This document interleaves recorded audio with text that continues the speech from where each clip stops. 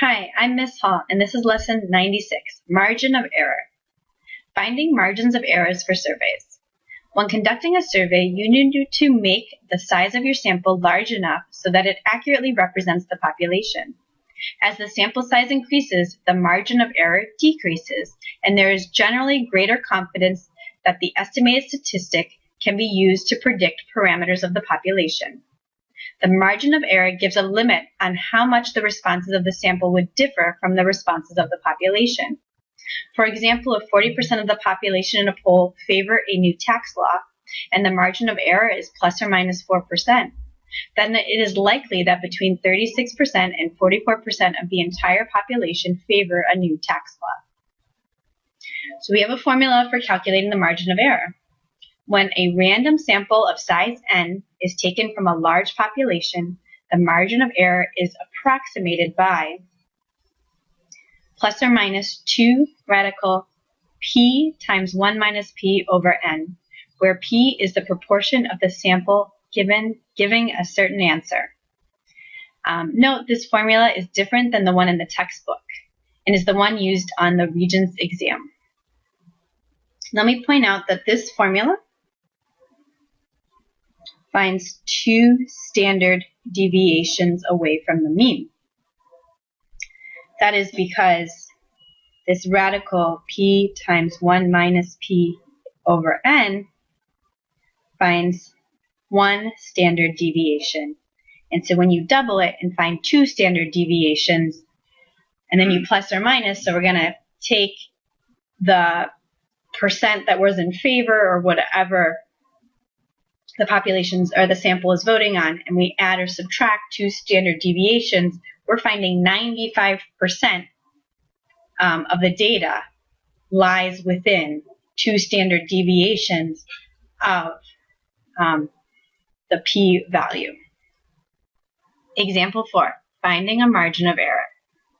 In a survey of 2,048 people in the United States, 55% said that television is their main source of news. What is the margin of error for this survey? So for A, I'm going to use the margin of error formula, which is plus or minus 2 times radical p 0.55 times 1 minus 0.55 all over the sample size 2,048. And this is going to be plus or minus 0.021986, which I will round to plus or minus 2.2%. So the margin of error for this survey is 2.2%. Part B. Give an interval that is likely to contain the exact percent of all people who use television as their main source of news. I'm going to take 55% and I'm going to plus or minus 2.2%. Okay, so when I subtract 2.2%, I end up with 52.8%. And I'm going to use the word 2 in between my lower end and my upper end. And so then 55 plus 2.2 is 57.2%. So what I can say is between 52.8% to 57.2% of users say that television is their main source of news. Right, this is within 2 standard deviations of 55%. So this interval likely contains 95% of the data. Let's do another example. A cafe owner wants to offer a new gelato flavor and surveys customers over a month whether they want pistachio or Nutella. The survey reported that 52% of the customers surveyed, or 156 customers, said they voted Nutella. So let's first figure out how many customers were surveyed. We want to find the n value. So I like to set up a proportion.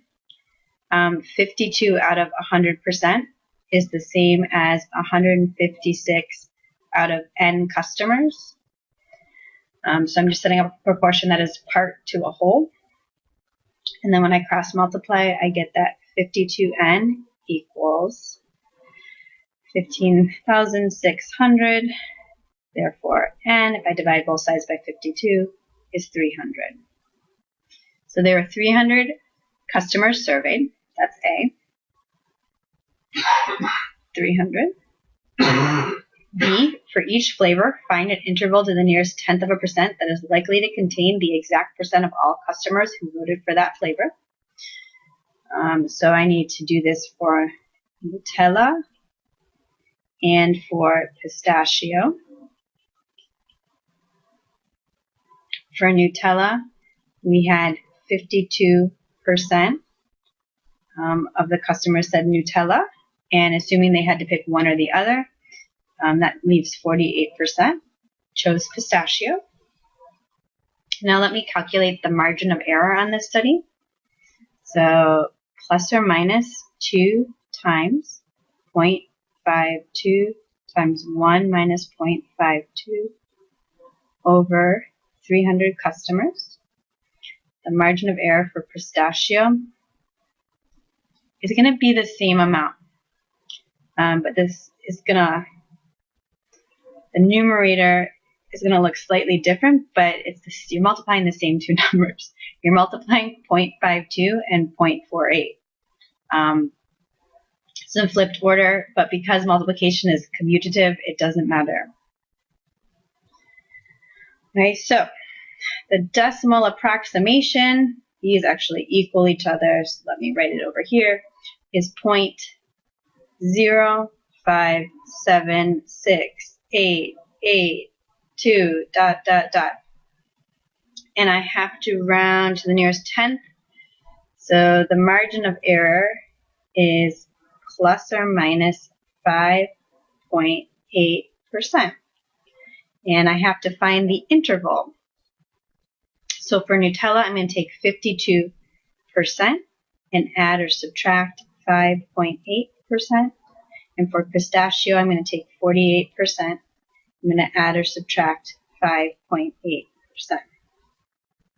And what I'll end up with for Nutella is the interval will be 46.2% to 57.8%. And for pistachio, it'll be 42.2% to 53.8%. Okay, so that's part B. And then for part C, based on your intervals in part B, can the cafe owner be confident that Nutella won? And the cafe owner cannot be confident because the higher end of the interval for pistachio, this 53.8%, is more than the lower end of Nutella, 46.2%. So because these intervals overlap, you cannot be confident that Nutella won.